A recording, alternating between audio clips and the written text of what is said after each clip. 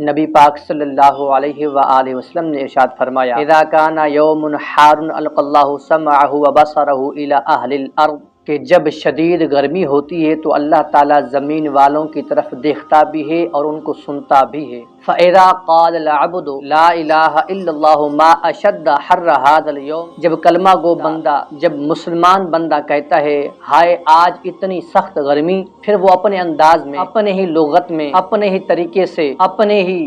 لہجے میں اللہم اجرنی من حر جہنم، اے اللہ مجھے جہنم کی گرمی سے محفوظ فرما، تو آقا فرماتے ہیں قال اللہ عز وجل لجہنم، تو اللہ تعالیٰ جہنم سے مخاطب ہو کر فرماتا ہے ان عبدا من عباد استجار بی منکی، اے جہنم میرا فلاں بندہ